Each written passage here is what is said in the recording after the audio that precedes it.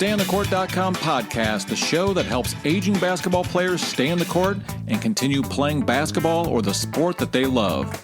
We talk injuries, rehab, coaching youth sports, pickup game mishaps, and oh yeah, that guy in your court that wants to fight everybody. Our motto is, we don't stop playing because we grow old because we stop playing.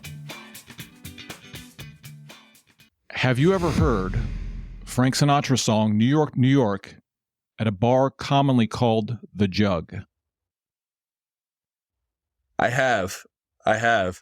Busted. I told you I did my research, man. Yeah, Colgate admissions the next year was like doubled just because we were in the tournament, because people had never even heard of Colgate. I remember they were like, is toothpaste in the tournament? 7 outdated basketball beliefs to leave behind heading into 2024 or something like that. After like 3 days after posting it already had 50,000 views or something, and it was just going kind of bonkers. The Patriot League preseason player and defensive player of the year in men's basketball is Colgate's Tucker Richardson. The 6'5", fifth-year senior guard has started 117 games for the Raiders and won 3 Patriot League titles in 4 years. He's averaging 10.5 points and 3.6 assists per game for his career, and the perimeter threat has 215 three-pointers.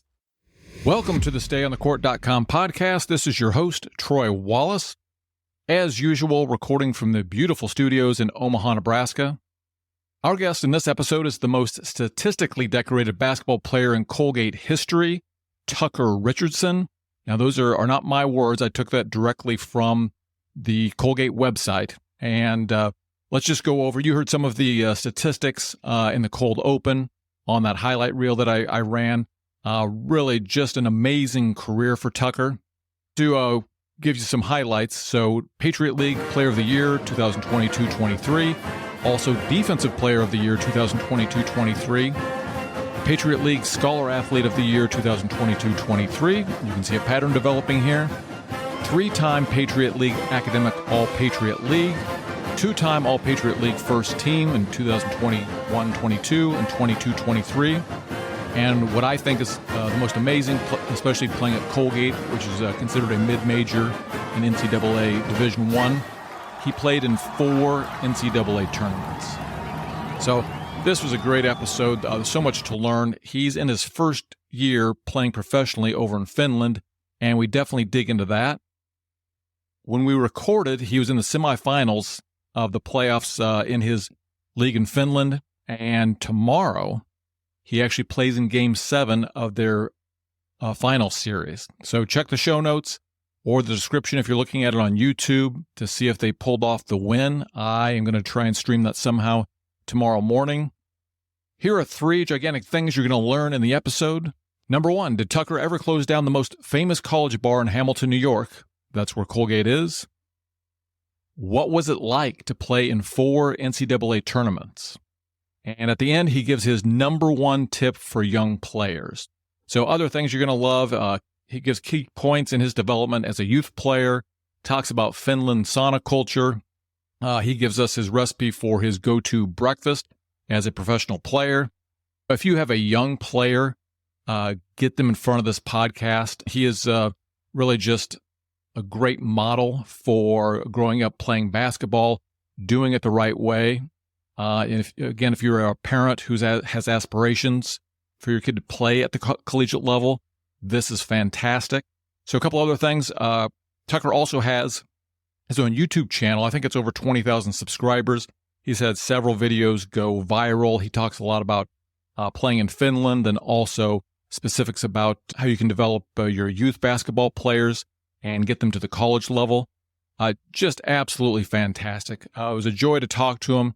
We were really excited to have him in the show. So please enjoy this episode with Tucker Richardson. Tucker Richardson, we really appreciate you coming on the StayOnTheCourt.com podcast. We know you are 7 hours ahead of us in Finland playing in your professional career. We really do appreciate you being on the show. People will have heard, the big intro, and there was a lot of stats to go through on that intro. But what we're hoping is just to get things started, you could do maybe a 10,000-foot view of your basketball career over the last 10 to 12 years. Well, thank you for having me. And I am 7 hours ahead, like you said, in Finland, where I'm looking out my window and it's actually snowing. Snow, snow, snow. snow right now in late April. So that's funny. But yeah, so going back, my basketball career has had a lot of kind of turns and detours, and it's been in a lot of different directions. But to start, like, I started playing basketball because my mom was a really good basketball player in high school. She was actually an honorable mention All-American. And my dad was also kind of a basketball coach. He was a teacher and he coached basketball on the side, did some JV coaching and things. So basketball was kind of in the family, but my parents never forced it on me. It was just something that I picked up and grew a passion for it from a young age. And so I loved the game. And I would say starting like my freshman year of high school was when I really got into it and started working really hard and kind of dedicating to it. And so I went to a public high school for 4 years. And then ended up doing a 5th year of high school at a prep school in New Jersey called Blair Academy. And there's so much that goes into the story, but basically I got one Division I offer to Colgate University, which is a small liberal arts Division I school in upstate New York. And I also did 5 years there as well because of COVID. I got a 5th year of eligibility and stayed at Colgate. So I had kind of this 10-year plan where most normal kids spend 8 years in high school and college. I had 10 years. But yeah, so then I had a pretty good career at Colgate, ended up winning a lot of games, played in the NCAA tournament 4 times. And then after my 5th year at Colgate, I signed with an agent and wanted to pursue a professional basketball career. And now I find myself in snowy, cold Finland, towards the end of my rookie year. So yeah. And I've got so many questions for you, but let's talk about the weather first. So just on, preparing for the podcast, I said, I'm just going to check out the weather in Finland to see what that's all about. And we're here in Nebraska, and we don't have the best weather in the world for sure, but we were, I believe, 30 degrees warmer, maybe 35 degrees warmer than what it looks like you were dealing with. And I saw those little icons for big winds, and I was like, oh man, one time that I'm appreciative of being in Nebraska. Yeah, it's cold and it's hard because I keep looking back. I'm from New Jersey and I look back at the weather back home and, it's 65 today or 70 Fahrenheit. And over here, like I said, it's really coming down right now, snow, which I guess is really rare here this time of year. But, that's what we're dealing with right now. So, push through. And we talked a little bit before we pressed record, and we find you in the middle of, is it first round playoffs? Second round, actually. So second round, semifinals. Okay. Yep. Again, we really appreciate you coming on. You said you had a game last night, right? Yeah, we had a game last night. Lost on the road. Had actually a pretty bad loss, unfortunately. But the great thing about playing in a playoff series, which is different from in college, where I went to a small school, so we had to win our conference tournament to get to March Madness. And basically you win or you go home. So you have to win 3 games in a row to go to the tournament. And here it's a best of 7 series. So, one loss isn't going to kill you. You got to regroup and get back and be better the next game. I've got so many questions about playing in Finland, but I'm going to hold off because I want to go a little bit deeper and earlier in the career. For sure. So, I know you said that, your parents didn't necessarily, they both played at a pretty high level, but didn't necessarily force you into it on the basketball side. Was there a particular moment or a grade where you felt you could maybe do this in college? Was this something by 6th grade you kind of felt like this could be a path forward that you're interested in? Was it 7th grade? Did it wait till high school age? Yeah, so it definitely didn't happen that early. I loved basketball and, I wanted to pursue it in any way I could, I guess, from a young age, but I had no idea what it meant to play in college at any level. And then actually my freshman year of high school, the spring after my high school season, I started training with a guy from New Jersey named Kerry Fodderingham. And that relationship and that connection and, just working out with him basically in the gym that whole spring and summer and fall going into my sophomore year, I made a really big jump in my game. I would say I went from being a little bit above average player to a really good player for my grade. And so kind of that sophomore to junior year, which is a really big time for young basketball players in terms of recruitment and things. that was when I Right. kind of started to figure out, okay, I might actually be good enough to play in college. Of course, I didn't know what level or what school I would go to, but I kind of started having an inkling that I'm definitely better than, most of the guys on my team, most of the guys my age. There's an opportunity here if I really continue to work. And I was kind of blessed to be 6'5", a decent athlete. I would say I'm not a crazy athlete. In high school, I was a pretty decent athlete. So I also had some of those kind of natural gifts as well. I was visiting my mom a couple weeks ago. She lives in Las Vegas, and going through my little box of memories, things, and there was a card. And where I grew up, they recorded. Now, this is back when everything was on pen and paper. I will age myself. I'm 52. And they recorded your height and weight every year. Yeah. I think they did it fall and spring. So it was kind of funny to think back to, like, well, how tall was I? And just something you don't think about. Yeah. So for you, did you grow early? Were you a late bloomer growth wise, or? Yeah, I think my growth was actually a really important part in my journey because I was around 5'10", 5'11" my freshman year of high school, which is pretty tall for a freshman, but not that tall for a basketball player. Which I think was really good because I played a lot of point guard. I was playing point guard, basically until that time. And so the good thing is I didn't grow too early on. I feel like it happens to a lot of kids that grow in 6th, 7th, and 8th grade is they're just put under the basket. And they're, forced to be like a big man. And then they end up not growing anymore. But when everybody else catches up, they haven't worked on any guard skills. They haven't developed that perimeter game that's so important to playing at the next level. So I was lucky that I was like 5'10" my freshman year, playing point guard all the time. And then I grew. I was probably 6'3" my sophomore year, and then 6'4", 6'5" my junior year. So by the time I was tall, which is all relative, like in college, I wasn't that tall of a player, but in high school, I was pretty tall.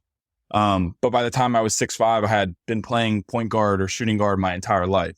So that was, I think, really helpful to my development and really put me on a path to playing at the next level where you need to be able to, shooting the ball is such an important skill.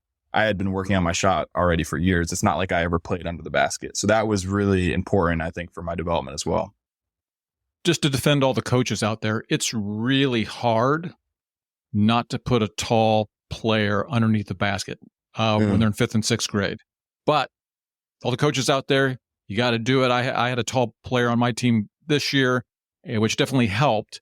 But we played a 5 out, and he would keep sucking into the post. I was like, nope, I want you to be able to shoot the ball, move without the ball. So this is what we're doing this year. Boy, it was tempting. More youth coaches need to be doing that. That's, I think, a big thing I see with younger players is getting just put under the basket, and then they don't grow anymore. And then they're kind of screwed when they get older. So I think the way you're doing it, keep doing that. And I wish more coaches would have that same mentality. We're going to dig way deep into this a little bit later in the episode, but I do want people to know that Tucker has his own YouTube channel we're going to dig into a little bit later in the podcast, where he's, teaching in the lessons of prepping basketball players, youth basketball players, for the next level. So we're definitely going to get into that, but I wanted to mention that early in the podcast. I thought it was interesting that you did a prep year. Was that a prep high school that you did? You did 4 years of regular high school and then did the prep year? Yeah, exactly. So I did 4 years at my public school, Huntington Central. And the reason for going to prep was that I was getting interest from some Division I schools, some Patriot League and Ivy League schools, but none of them had kind of pulled the trigger on me. They were a little bit worried that I wasn't ready or whatever. I just wasn't quite good enough, basically, to play after my senior year. And so when I decided to do a 5th year, because I knew, I had this interest, I'm like, all right, if I can just get to a really good prep school, and the school I ended up going to, Blair Academy, is kind of well known in the Northeast as one of the best high school basketball teams in general. Actually, Luol Deng and Charlie Villanueva went there and played for the same coach that I played for. So they have some history. But when I told some of the schools that I was doing a 5th year, they became even more interested in Colgate specifically, decided to offer me for that year after my prep year. So yeah, that was like a really important part of my development as well. And I think they just wanted to see me play at a higher level high school. My public school, we were fine, we were good, but the competition just wasn't as good as it would be at a private school like Blair. I don't want your birthday out on the internet, but were you? I was young. For your I was young. Grade, you were young. Yeah, so I was young. So I graduated high school at 17, and I didn't turn 18 until that summer, when everybody else was already turning 18. So yeah, I was always young for my grade. It's not really traditional here in the United States, but if you're Great Britain or someplace, like doing a gap year is pretty normal. Right. So how do these prep schools, how do you figure out which one to go to? You just find one that has a good basketball program that's close, or are they out there kind of recruiting people? Yeah, it depends. I mean, especially in the Northeast, prep schools are huge for basketball. So when I knew that it was something I wanted to do, there was 3 schools in New Jersey, three kind of options that I had in New Jersey that were close by. So I didn't want to go somewhere too far. I mean, there's a lot of really good schools in Massachusetts and Connecticut and some of those places, but I wanted to kind of stay closer. And so Blair, Hun, and Petty are the 3 schools. And basically, because I had a really good high school career, they all kind of wanted me. At those in New Jersey, you can only have 2 fifth-year players on the 2 they call it postgraduate players, on each team. So I was one of 2 kids that got to go to Blair. But at some of those other schools in the Northeast, they have teams that are just completely full of postgraduate players. So yeah, it makes for some really competitive basketball, obviously. And I think Blair was the highest level basketball option out of the schools that were available. And my high school coach, Coach Mantegna at Blair, he's kind of just a legend. And I knew he had a ton of connections with colleges and those kind of things. So those were kind of the things that went into that decision. Now, people on the podcast that are getting familiar with my allegiances, and so I'm a Creighton University grad, and so that's what I follow. So, and Creighton has had a lot of success with bringing prep kids in, right. And I don't know what the deal is, but I think a lot of times it's maybe a wink, wink. Hey, we've got a scholarship here for you, but you are going to prep school. That's kind of part of the deal, definitely, and then we're going to bring you on. Definitely, yeah, that definitely happens, and I think now because of the COVID year. So because a lot of guys were coming back for a 5th year, which was taking up more spots in college, even more high school kids were doing a 5th year of high school because they just weren't getting recruited the same way that they were, pre-COVID. So it's probably gotten even more popular since I was in high school. You said you had the one Division I scholarship. I mean, were there like Division II schools and things that you were considering, or were you kind of dead set on going Division I if you could? Yeah, so there were a couple of Division II schools. I knew I wanted to go to a high academic school. That was something that was really important to me.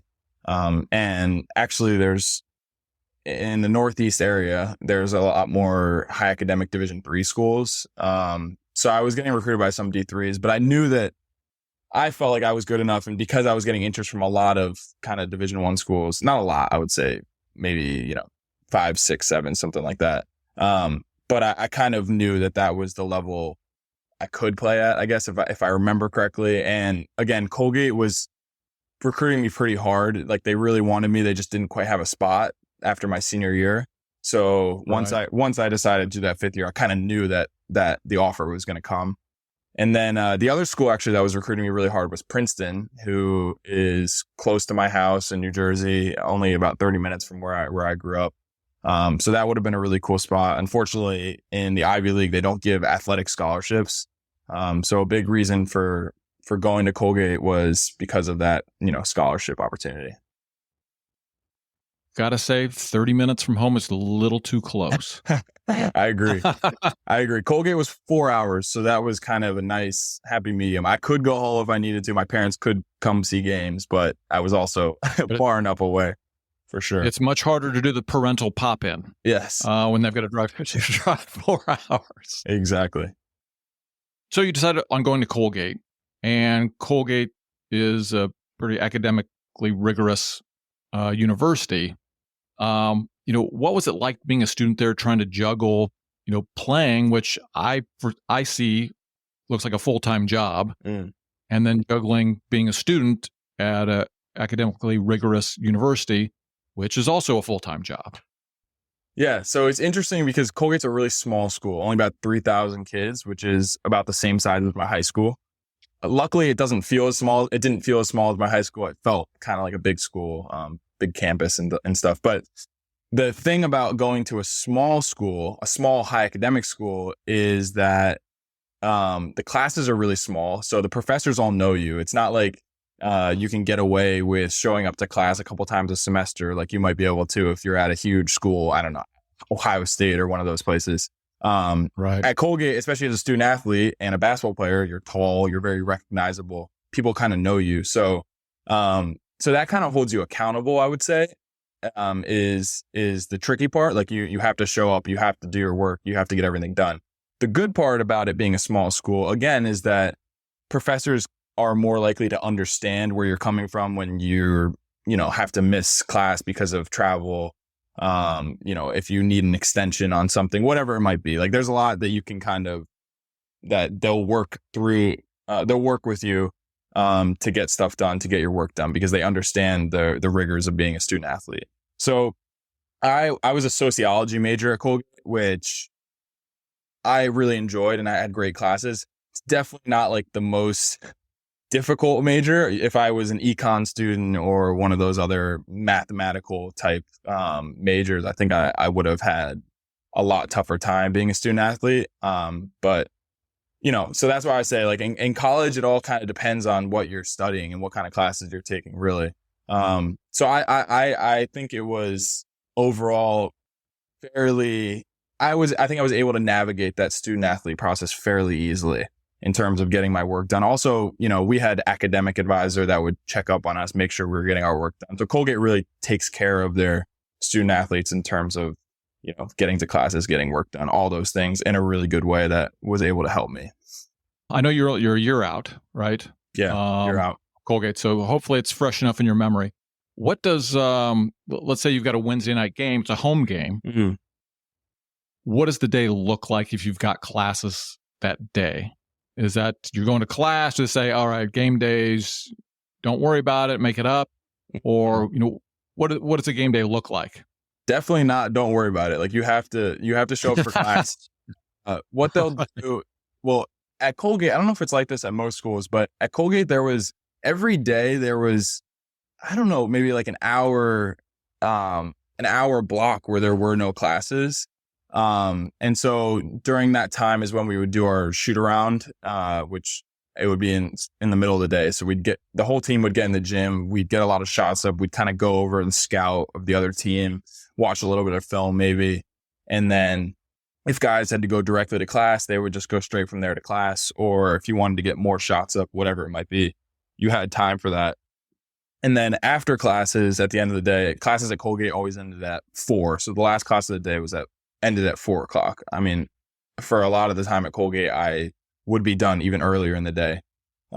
So if that was the case, then maybe I would get a nap in or whatever it might be. And then we would have our pregame meal at a local Colgate restaurant, which I miss so much, called the Clubhouse, where we'd have a really good pregame meal as a team around 3:45, something like that. So, if guys had class till 4, they'd be showing up a little bit late, but everybody else would be there eating. And then, we'd show up for the game at 5:30 and play it at around 7. So it wasn't like you definitely didn't get to skip out on classes if we had a game the same day. I'm sure it's like that at some of those bigger schools, but that's small college life. All right. Well, I warned you I was going to dig into granular, weird detail about things. So this Clubhouse, could you order anything you wanted? Like, what kind of food was this at the Clubhouse? No, so it was, they would make the same food every time for all of us. And you would go up and kind of like a buffet and just take it. But it would be, it was like this chicken, or it was Parmesan chicken. So it wasn't chicken parm, but it was like, just really good chicken and pasta and like green beans and pasta sauce, whatever. So it was just like a really nice restaurant that was making us just like this really good food it was buffet style. So you kind of eat as much as you want. And we all loved it. Like it was just, that's one thing I miss so much is the meal on game days is like a big thing for us that, even the guys that have graduated, we always talk about missing that meal for sure. All right. Well, I like the consistency. I thought maybe they honor, if they you show up one day and they're throwing out burrito night. No, that may not go so well. You like to know what you're going to get, I think, on game day. Be prepared. Yeah, I like the routineness. Exactly. Of that was good. So then so you've got your meal, and then usually were the 7 o'clock games, 8 o'clock games? 7 o'clock game. So after meal, you probably have an hour to go home and just relax, chill, whatever. Some guys would go directly to the locker room and try and get 30-minute nap in before kind of like the pregame warm-up stuff began around 5:30 usually. And then get back for shoot around in uniform by 6? Yeah, so you can get onto the court, or actually you can get onto the court whenever you want, but I would usually get on and start getting shots up at 5:30, and then the team warm up would start around 6. So we'd start our stretching at 6, and then at Colgate we went through this whole elaborate type warm up. It's funny because here on my professional team, we just kind of shoot, do whatever we want, and then we go into the locker room like 45 minutes out from the game, talk, go over the scout or whatever, and then like the 30 minutes before the game is basically just some stretching and then layup lines. It's like very simple here. You kind of, in layup lines, you get whatever shots you want, whatever you want to do. At Colgate, we would do more kind of elaborate shooting breakdowns and some like defensive stuff. Just, it was a little bit more, it was a little bit more in depth, which is very interesting. That's good. I like that. So I'm going to use that. So next time I've got my 5th or 6th grade team doing just layup lines, I'm going to say, hey, this is a professional Finnish warm-up here. There you go. They keep it simple. And because I think once you become a pro, you kind of know what shots and what stuff you need to work on. So like, all right, we'll just throw you in layup lines. And if you want to take threes the whole time, you can take threes the whole time. I think that's how they think about it. So game's over. We've got to win. Is it just, remember, it's a Wednesday night. So is it just business as usual, go hit the books, bed? Yeah. Try and eat. Definitely eat after a game is really important for all you young players out there. And then try and get a good night's sleep. The funny thing is, for road games, which you might want to ask me about too, but I'll just say it. So for road games, let's say we played at, American was a school that was in our conference that's in DC. So if we played at American at 7 p.m., we'd be done for the game at 9. Probably get out of there around 9:30, and that's a 5.5 hour bus trip home. So we'd get back at 3 a.m. and you were expected to go to class the next morning. So if we played them on a Wednesday night and you had, I think classes started at like 9:20 at Colgate. So if you had a 9:20 a.m. class on Thursday morning, right, you're expected to go to class. So it's tough. I mean, that's one of the challenges of being a student athlete, of course, but that's kind of what you sign up for. Knowing what we know about recovery, I know they can't make exceptions for everybody, but I'm a big sleep guy. I wasn't always in my life, but it's just unbelievable how much of a difference it makes in your life when you've got sleep versus not. You would think they could make a little exception. So if anybody from Colgate, the administration's listening to this. Yeah, come on, guys. Come on, Colgate. Help right, a little point of change. At Colgate, I'm going to fast forward to, you guys had a lot of success while you played there, and I know it's maybe not fair, but people in the college coaching industry, players, they look at success as going to the NCAA tournament. And you said you went 4 times. Yes. Is that correct? 4 times in 5 years. Yep. We won't go down all 4 instances, but give me an idea, if you can meld it all together. You want to talk about one particular year, like what is that like from the day you win your conference tournament to going to the destination and getting that game in? So it was kind of cool because in the Patriot League, our conference final game, which every year I was at Colgate, I played in the conference championship. My sophomore year is the year we lost. And that's actually the year that COVID happened. So there was no NCAA tournament. So I like to say I went to the tournament I went to the tournament every year at Colgate. But yeah, so our conference tournament game was always on, our conference tournament championship game, was always on Wednesday, the Wednesday before Selection Sunday. So that meant we would play on Wednesday, hopefully win. And then it was nice because we had a couple of days off before Selection Sunday. Like we didn't even know who we were going to play. So it was hard to practice and prepare. So we got some time to kind of relax and celebrate a little bit. while other conferences were still playing. I mean, some of those conferences play up until Sunday. They're playing on Sunday, of Selection Sunday. So that was kind of cool. And then obviously we'd find out who we were playing on Sunday, which I'll just list the 4 teams I played. So my freshman year, we played Tennessee. My junior year, we played Arkansas. My senior year, we played Wisconsin. And my 5th year, we played Texas. Lost every time, but had some close games. I'd say 3 out of the 4 were good games. My 5th year against Texas was not so. They were a really good team. But once we found out who we would play, we basically, we'd start to scout immediately. That Sunday, Monday, Tuesday, we'd be practicing, and then we'd usually fly out. If we played on Thursday, then we'd fly to wherever the location was on Tuesday, usually on a private plane, which is pretty cool. That was one of the coolest parts of the experience. And yeah, you'd get to whatever city it was and get to work and really try and win that game. We were always, we wanted to win that game. That was the biggest thing. It was like, we won our conference tournament. Okay, job's not finished. We're trying to win that game. Unfortunately, didn't get that done. But every year, I mean, Colgate was in the tournament again this year, lost to Baylor. It's tough for small schools, but I think eventually Colgate will get it done in the next couple of years, hopefully.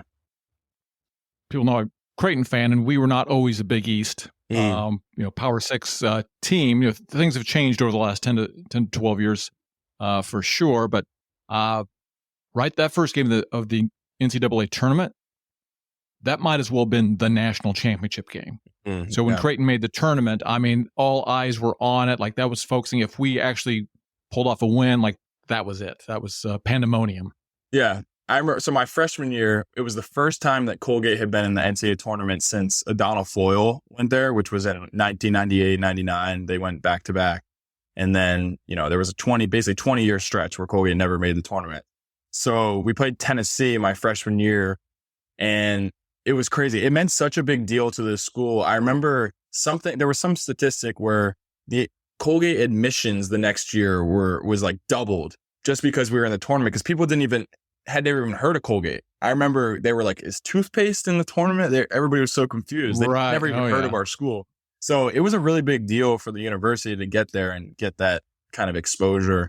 And then I think by now people kind of have heard of Colgate. If they're college basketball fans, they've kind of heard of us because of the success. But it was a huge, huge, huge deal my freshman year. And we were beating Tennessee.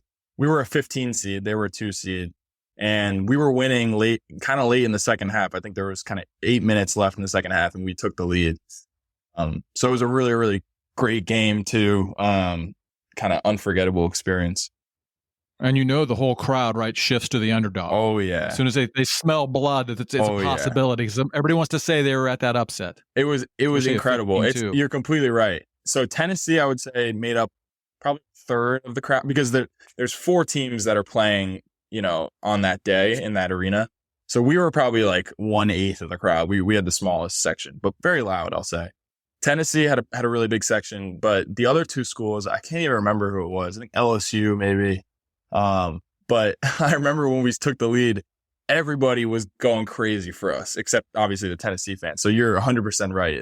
It completely shifts when the underdog is winning.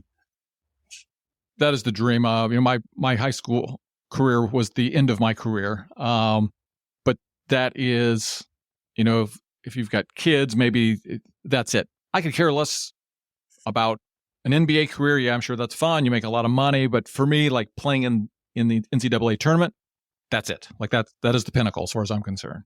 Yeah. And I remember my freshman year, I was standing on the court when we were playing Tennessee. And I remember like really soaking it in, thinking, there's a really good chance I'm never going to do this again. So I'm just going to soak in this atmosphere and everything. I was like looking at my parents and just trying to really be present. And then little did I know I was going to be there 3 more times. So I just count myself so lucky to be a part of that program and have been able to experience that so much. I definitely don't take it for granted. I couldn't imagine how great of an experience that would be. All right. I want to make sure we get to what we call the lightning round. So I will put up an imaginary amount of time on the clock. Let's do it. I will ask the questions rapidly. Your answers do not have to be rapid. Okay. Take as much time as you need.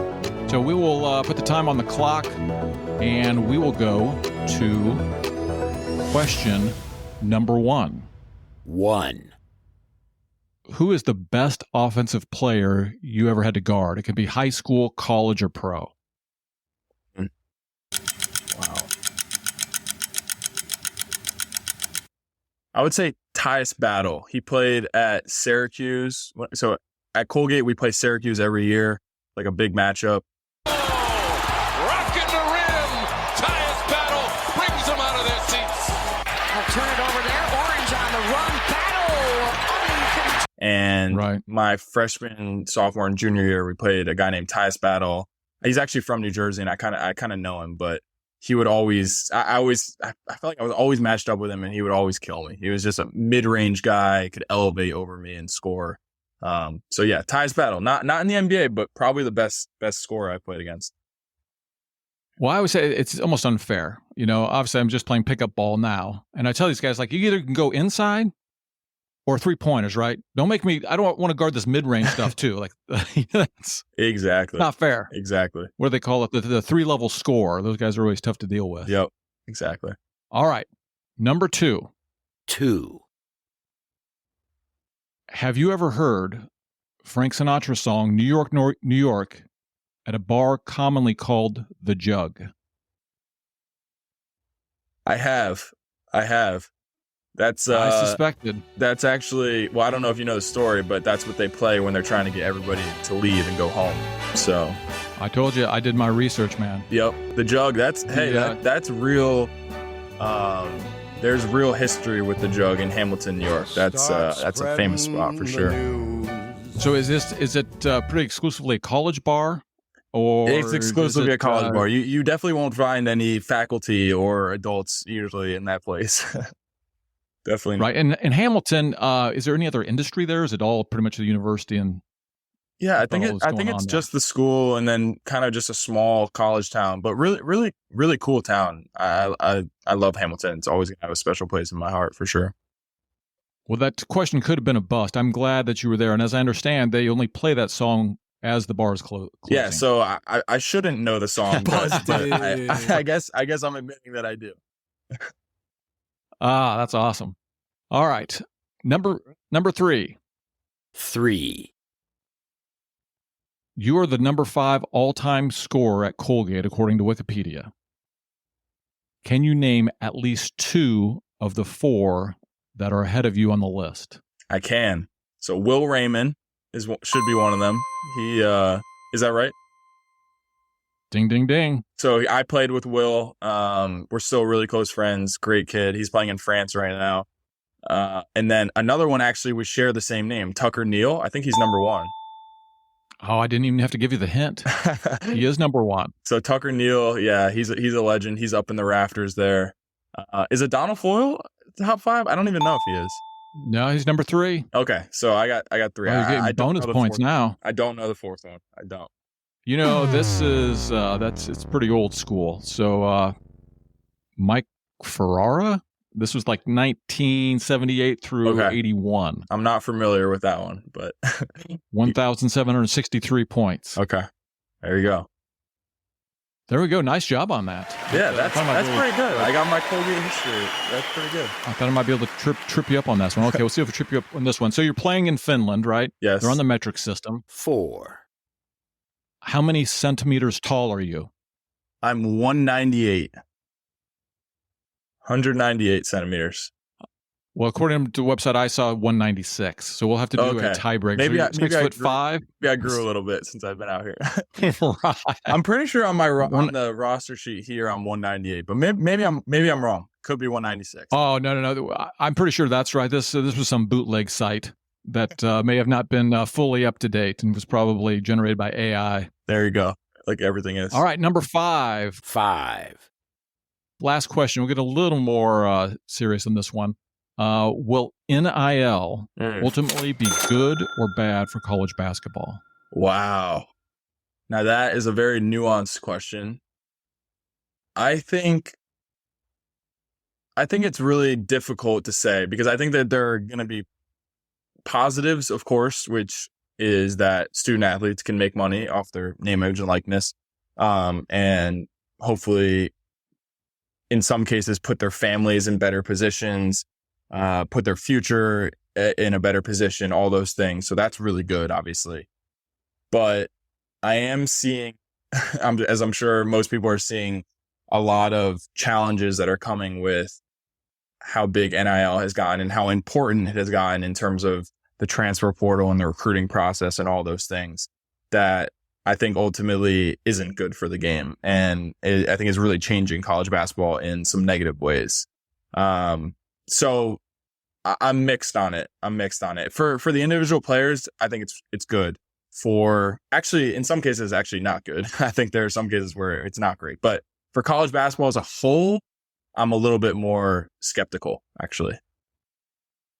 I like the idea it's keeping guys around a little longer and giving them an avenue. And maybe there's some kids that can just play college basketball and tuck away a couple $100,000 and then go do whatever they want to do in life. That's good. But yeah, all the movement, like it used to be, I could put away my phone, after the season was over. And now we spend 3 months going back and forth on text about who's this and who's in the portal and what happened here and what's our team going to look like. So yeah. And I just think, I don't like I just think money being the biggest factor in a kid, choosing or deciding on a school is, I think that's just really kind of problematic in terms of their basketball development. Because, in a lot of cases, they end up going to a school just because of the money and it doesn't turn out to be a good situation for the player. Then they don't have a great year and then they're back in the portal the next year. So that's the kind of stuff that scares me a little bit is how is for the schools, how hard it now is to build a program. I'll quickly use the Patriot League, my conference, as an example. And this might not have so much to do with NIL, but just like the transferring stuff in general, is that, there are a lot of schools in the Patriot League that have some really good players. The teams aren't that good yet, but they have, let's say, 1 or 2 really good players. And those kids will have a good season. And instead of staying and trying to build a program and maybe in their junior or senior year, they're good enough to compete for a championship, they just leave. They just go to the next school that whatever, they can make some more money or they just want to get out of that situation. And the reason that Colgate has gotten so good is it didn't happen all in 1 year. It was because of years of building up a program. And I just think that that's happening less now. I think that is more difficult to do. I would agree with that too. Part of what I always enjoyed about Creighton is being the underdog and the small school. And, that was part of the fun. And now, right, you get a couple of good players and then they get plucked. You can't build a 4-year roster. All right. We're going to do a bonus question. Now, you are on the younger side, so you may not have an answer. Okay. But you are from New Jersey. So is it Bruce Springsteen or Bon Jovi? I think, Bruce is more iconic, like Asbury Park and all those things. But I actually grew up, my mom was a big Bon Jovi fan, so I grew up with a lot of Bon Jovi. I kind of grew up with both of them, I guess. Like, I'm a Bruce fan too. So it's hard for me to choose. I would say Bruce Springsteen is the more iconic New Jersey musician. So that'll be my answer. Right. My only experience is I used to work in New Rochelle. Yeah. Rochelle Park, like Passaic, that area. I worked for a company that was headquartered up there, and I'd go up there periodically. And if you've never experienced being in a New Jersey bar when Bon Jovi comes on, you're missing something. Yeah. It's interesting, to say the least. Exactly. Yeah. Agreed. All right. Excellent lightning round. So let's. I do want to get to what you're doing in youth basketball on your YouTube channel. Let's hit about what's going on now playing professionally in Finland. Tilanteen hyvin. Nyt on kiire. Richardson vetää summerisoidessa laakapaltaan. Tucker, Richardson, ero 6 pisteen. Okay. So similar to what we talked about before, again, you're on the younger side for stayonthecourt.com. Are you playing twice a week typically during the regular season? During the regular season, it's once or twice. Sometimes it's just once a week, actually. And so I got here in late August, and it's April 23rd, and we're in the playoffs now. So it's a really long season. I would say that's the biggest difference that I've noticed from playing professionally to playing in college, obviously. Right. Now, is that unusual? So, I mean, obviously I'm not familiar with all European leagues, but yeah, when I was looking at your schedule, it looked like you guys were really protracted out. You had a long season. And I didn't know if that was normal for European basketball in general, or if Finland was a special case where they like basketball more than most countries, so they want to run longer. No, that's normal. I actually think, from what I've heard from other players and what I hear about other leagues, I actually got over here a little bit later than some people get here early August. That's when their training camp starts, preseason starts. And then, I have some of my friends that are playing over here haven't even started their playoffs yet. So if anything, I've heard that Finland is actually on the shorter side. That, most of the players in the league right now are already home because they haven't made it as far as we have in the playoffs. Whereas in other leagues, they haven't even started the playoffs yet. So yeah, no matter where you go, it's going to be a really, really long season for sure. This podcast may not be out when yours is released, but I had his name is Paul Vitelli on the podcast, and he played for Yale and then played 3 years in Italy, and just had some really interesting stories about mafia connections and playing in Italy and a lot of things that went in. But I thought it was really interesting to figure out, how he got there. So, if you're listening to this, go to the podcast feed and look for the episode with Paul Vitelli. But how did you get lined up playing in Finland? So my 5th year college basketball season ended, and I knew I wanted to play professionally. So I began kind of seeking out an agent. In reality, they kind of were seeking me out just because of the career that I had. But one of my friends, actually Will Raymond, the guy that is ahead of me right. on the points list at Colgate, he put his agent in contact with me, and I actually ended up signing with the same agent, and kind of just started going through the process of waiting to hear about what teams were interested over in Europe. Got some interest from some leagues around, but it's really hard as a rookie. I think they have a hard time trusting rookies, especially from small conferences, small Division I conferences.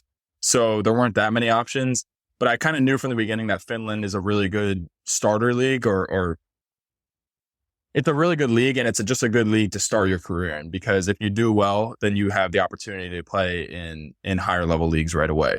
So I knew that kind of the money wasn't going to be that great, and it wasn't going to be maybe the quintessential like living in Spain right. first year experience. But at the same time, Finland, this team, BC Nokia, so I'm in Nokia, Finland right now, they were interested in me. And I just knew it was going to be a good first year experience, at least a solid one. Like I knew that there wasn't a high risk with coming to this league.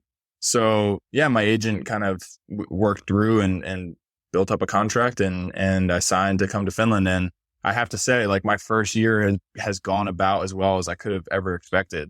Yeah, there's been some challenges here and there, but overall I've had a really great experience and have great teammates, great coaches. Like a lot of the things that you hear, these kind of horror stories about playing overseas, and luckily so far, I haven't really faced any of that. Yeah, so I don't think he's doing this podcast anymore, but Jahins Managa is a Creighton graduate, and I think he's still playing overseas, or maybe he just ended his career. But I just, hearing his stories, it doesn't sound like he started out in a situation as good as what you have. Yeah. Based on some of the stories that he would tell on his podcast. So what would be a progression?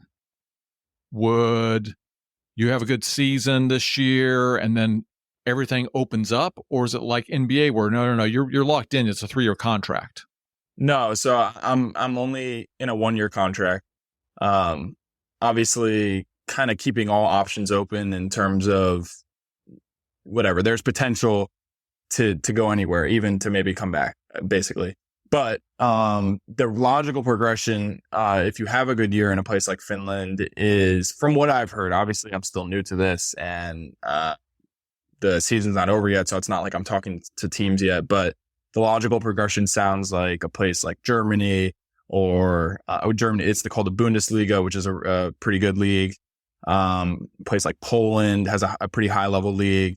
Even like a second division Italian or French team, something like that. So So basically, if you do really well in this league, you can kind of jump to the next level. You're not going to jump like all the way up to some of the best leagues, but you can kind of work your way up, and hopefully the money would be a little better, those kind of things.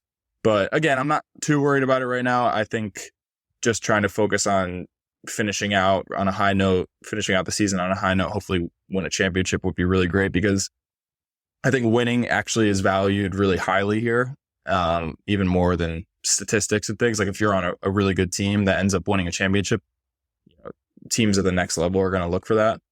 So yeah. If you have this is one of those leagues where if you do well, you can definitely move up pretty quickly. What do the crowds look like? Are you playing in 3,000 seat arenas? Is it 12,000? Are they hockey arenas on Monday and then they make them into basketball? Like, what are the type of venues you're playing in? Well, here you go. This is a good one for you. So this year they are building a new arena in Nokia. So this is kind of an intermediate year where they tore down the old one or building a new one. So we're actually playing in a high school gym for the year. They've done a good job at it's really nice. So they've done a good job, but it's just small. So I don't even know how many seats it has, under 1,000. But our games get pretty loud and we get good crowds. Because it's so small, usually it's pretty sold out. But some of probably the biggest arenas in this league are, I don't know, 3,000 to 4,000. Nothing crazy, nothing too big. So it's but if you're putting the right number of people in there, if they're filled, that's fun. Yeah, the crowd. I mean, the fans are fun. Like at the game last night, obviously a road playoff game, it was getting really loud in there. Not for us, obviously, for the other team, but fans they're passionate. They get pretty loud. They like basketball here. Maybe not quite as passionate as like Serbia or some of those other places, but the Finnish people, they know how to get loud. Do they serve vodka? I don't think they serve vodka, but they definitely serve alcohol and beer and stuff. But I don't know if you can just get. Maybe you could. People probably sneak it in here, but well, I'm sure there's people bringing little sneaky Pete's. Yeah. Oh, do I even want to ask this question? Yeah, I'm going to ask the question. So, are there groupies? I mean, are there super fans? Yeah, there's super fans. Your eyes told it all right there. So if you're not on the YouTube channel, you may want to go to the YouTube channel to see. I think I was laughing because, well, groupies, no, not really, not in the Chorus Liga in Finland, and especially just the team that we have. Once you get to, if you were playing in like the Euro League or one of those really top leagues, like I mean those guys are like celebrities. Here, I mean, people know us around town. Like we'll be walking around. Sometimes someone will ask for a picture in the grocery store or whatever. But it's pretty chill. Like after the games, we get to sign a bunch of the kids like shoes or shirts and stuff, which is really cool.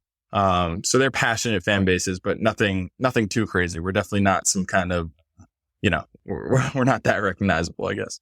But kind of like we talked about in the, when you're at Colgate, what does a game day look like now for when you're playing in Finland? I guess you did talk about how the warm-ups are a little bit different. Are you largely on your own until you get to the gym, or are you hanging out with a couple guys that are on your team? Or so we have, even for road or home games, we always have shoot around at 10 a.m.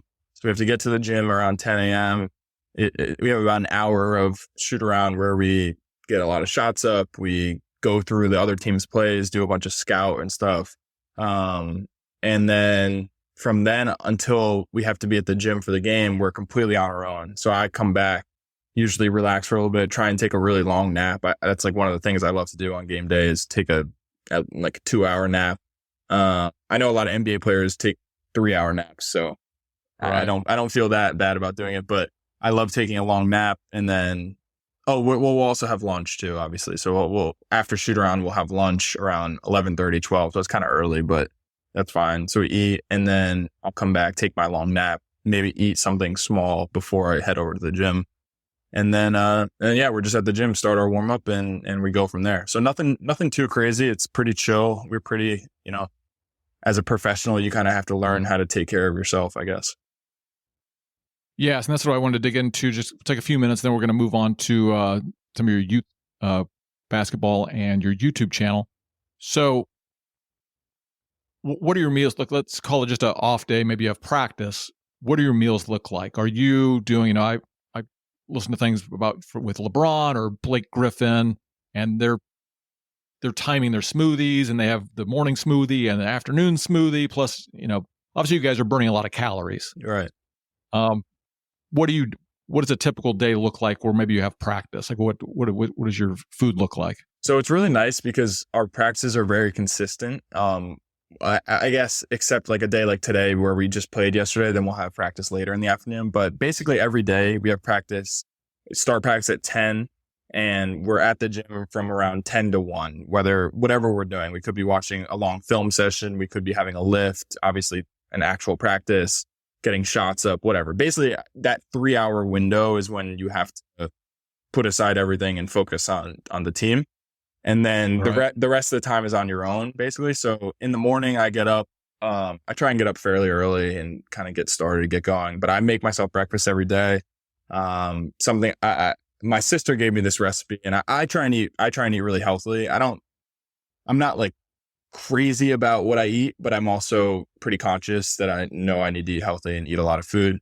But I make these like banana pancakes almost every day, and they're not like normal pancakes. It's literally just banana and like mashed banana and 3 eggs, and then and then I put that in the pan, and with some cinnamon, put that in the pan, and then put some pecans in it. So that's a pretty healthy breakfast. It's not like real pancakes, I guess. That it sounds like it would be unhealthy, but it's pretty healthy. So you're mixing bananas and eggs. Interesting. And and some cinnamon, put some pecans on it as it's cooking in the pan, flip it. And then I put honey on it, like instead of syrup. And I love it. I make it almost every day. I'm so glad my sister gave me that recipe at the beginning of the year. And then after practice, we get to go to a lunch spot. So our lunches are paid for. Like I don't make my own lunch. We go as a team, and it's basically just kind of like a buffet style lunch spot where there's usually multiple options. It almost is like a really small college dining hall where you can kind of just go and eat. So that's good, load up on food after practice. And then for dinner, I'm also on my own. So I try and make food as much as possible. I keep it pretty simple. I'm not like a great chef, but I keep it pretty simple and pretty healthy. And yeah, that's usually how my food goes. I've gotten a pretty good routine with it, and I think been able to save a lot of money. I try not to eat out too much, make my own food all the time. All right. So we got the meals down. What about, do you use cryotherapy, red light therapy, PEMF meds, anything that kind of is alternative modalities to stay healthy? I would just say taking advantage of the sauna culture in Finland, which is definitely a thing. So try and go to the sauna pretty consistently, maybe, once a week with some of the other Finnish guys. They love it here. And actually we've been doing they call it the lake sauna. So you go to the lake, and you go in the freezing water and then get back in the sauna and go back and forth 4 or 5 times, over the course of an hour or so. And they absolutely love it here. It's hilarious. I mean, it's such a huge thing here.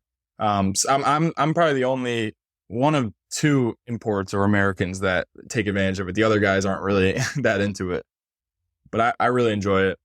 And then, other than that, I don't do anything crazy. When I'm home, I'm sure my mom will get me on some red light stuff or whatever. My mom's really into that, but yeah, I also obviously have my Whoop. I think we both found out we're a Whoop band brothers. Yeah, we're Whoop guys, so I like to track my recovery and all that. But I'm definitely serious about my sleep. I try to go to bed early, get a good night's sleep every night. Take my vitamins, all those things. But yeah, nothing too crazy yet. Maybe. Well, at age you're 23, 24. 24, yeah, you still have a few more years before it becomes a little more important. Yes, exactly. As the years wear on. Exactly. That's awesome. So yeah, I had it on my list here to ask about sauna culture in Finland. So we definitely hit that.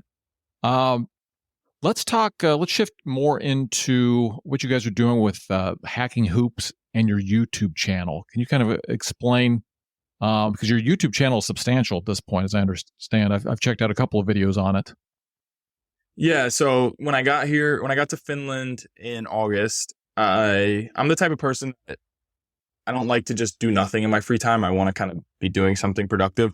And I knew I was going to have a lot of free time. So, all right, well, maybe I'll just start a YouTube channel. Why not? I started doing some vlogs where I would walk around my town and just for people back home, just kind of walk around and talk about what I was seeing and how practices were going and stuff. And I would just post it up there and for my friends and family back home to watch. And then one day I just made more of a sit down video that was just talking about some of my experiences and talking, at and towards the younger players. And that video did pretty well. And then I just kind of kept making those kind of videos more and more. And yeah, the YouTube channel has kind of just taken off. It's really crazy to think about that. Like you said, it's done pretty well. I'm over 20,000 subscribers now, which is absolutely insane. I mean, I was talking about this the other day. If someone had told me that I would have 1,000 subscribers by this time, I still would have been shocked when I first started the channel, because I had no idea what I was doing or how it would go. But some of those videos really took off and people have responded to them. And I've gotten a lot of really great messages and DMs from younger players, just talking about their stories or asking questions or talking about how a video helped them. So that has really been rewarding throughout this process. And so, so Hacking Hoops, which is kind of the next step and the next thing that we're kind of working on. So it's actually a project that me and my mom are both working on together.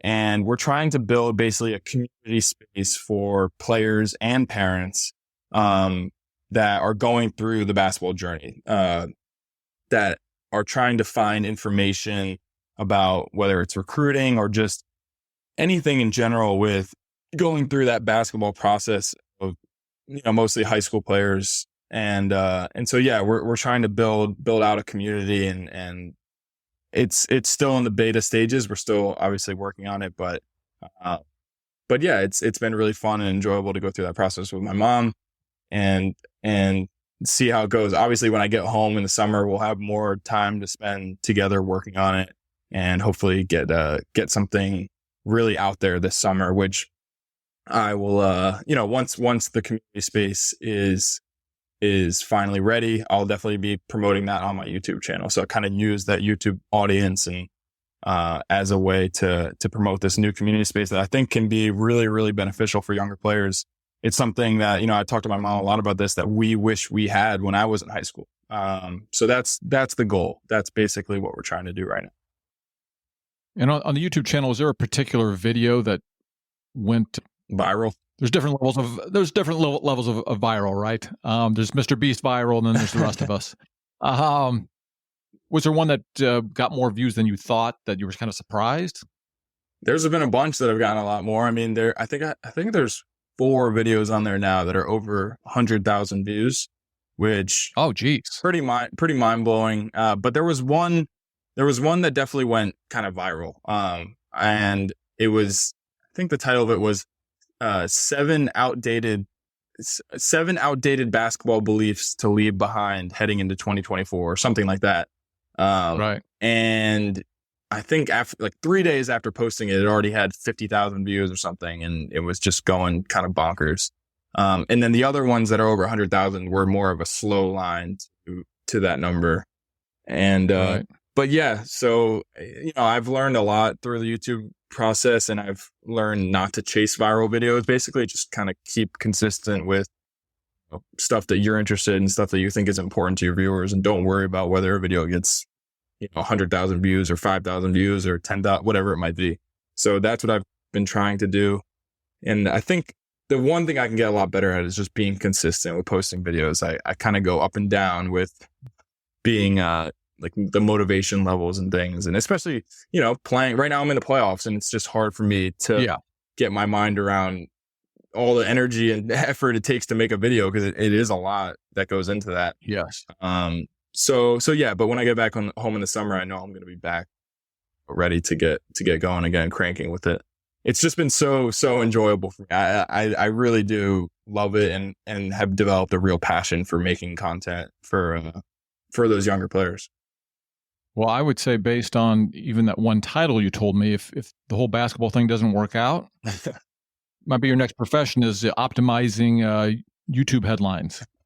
It's crazy how much I've learned from watching. I love to say this. Watching YouTube videos has taught me so much about YouTube. And it's kind of, that I guess that makes sense. Just doing as much research as I can about how to do titles, how to do thumbnails. I have a thumbnail guy. I say, this college student who helps me make my thumbnails. He just reached out to me and said, I think your thumbnails could use some work, and I'm a graphic design major, and I would love to help you. And so he just started making videos. So it's little connections like that has been really cool throughout this process for sure. Yep, and then it grows and grows and grows. Exactly. Little by little. You said it's in beta, but I believe hacking-hoops.com is the website for you're going to be housing a lot of this work. And then we'll have links to all this in the show notes for sure, with your YouTube channel, and probably we'll select out a couple of the viral videos that we've talked about, and we'll link them there, as well as hackinghoops.com. If there is a 7th grader, 8th grader out there who feels like, they are maybe where you were, where you said, you thought you were a good school player. Do you have a couple of kind of closing tips of what you might tell them, or tips to develop their game, or things that were important to you at that point that kept you pushing forward? Yeah, I would say, if you have goals and aspirations of playing college basketball, which I think is a really good goal to have if you're a young basketball player and you have a passion for it, it's like, yeah, go for it. I would say focus on the biggest thing I've learned, and what I talk about in almost every one of my videos, is focusing on the process of things and not the result, whether that's on a micro or macro level. So for instance, over the course of a game, focusing on the process of getting good shots, moving on to the next play, all that stuff, individual plays, as opposed to the results of whether you made or missed a shot. And then on a bigger scale, focus on the process of getting better every day, of doing what you can to improve as a player, as a person, all those things, as opposed to, am I going to play Division I basketball versus Division III basketball? Or am I going to become a starter on my team in 8 months? I think that's really important for young players or young people in general. And whatever you do, is really focus on the process of things. I always say, I think one of the biggest reasons I was able, or I don't know how to explain it, but I was very naive in high school, meaning I didn't really understand what it took to play college basketball. I didn't know how good you had to be. I just kind of loved the game, and I loved working at it and training and getting better. And I think that really helped me. I didn't worry too much about where I was going to end up. I just worried about, today after my high school basketball practice, I'm going to, go to the gym again for 2 more hours and work out, because I just love it. It wasn't because I wanted to play Colgate. So I think that really helped me. And I think that can definitely be something that helps younger players, is just, if you love basketball, if you have a passion for it, just work on it every day. Just try and get better every day in some way. And whether you do play in college or not, that will make you a better person no matter what. So that's kind of the message I like to send on my channel. And I think it's resonated with a lot of people, actually. Well, I think that's a common theme that I'm hearing. So I'm getting more and more into coaching, just because I've been coaching my son's teams, YMCA, now in a little more competitive league. And I love it. Yeah. At this point. So I don't know that it's ever going to be my profession, but I really enjoy it. So I study it. And I think what you're saying lines up with what I'm hearing a lot of coaches, or what I consider good coaches, say is develop the love for the game first, and then a lot of the other things will take care of themselves. And so my kind of metric is, how many of my kids come back and play next year, right? You never want to be somebody's last basketball coach. Yeah, for sure. It's the same. I think it's the same with YouTubing, podcasting, anything. When I was getting into YouTube, I was trying to get advice from more successful YouTubers. The piece of advice I never heard was become a YouTuber so you can get 1 million subscribers. what they always said was become a YouTuber because you love making videos and you love creating content for people. And then don't worry. And then the rest of it, like you said, will kind of take care of itself. So I think it goes with anything you do in life, really, is focus on the process. Don't focus on the results. That is great advice. So I know that you had a game yesterday, practice today. You haven't had your dinner yet. We know you're deep in a playoff battle, so we don't want to be the reason that you get off course. So we really appreciate you being here, digging into what happened in high school, playing at Blair Academy, Colgate, talking to somebody who's living, as far as I'm concerned, the dream of playing professionally overseas. I really appreciate you taking the time, especially during the playoffs, to share this with us.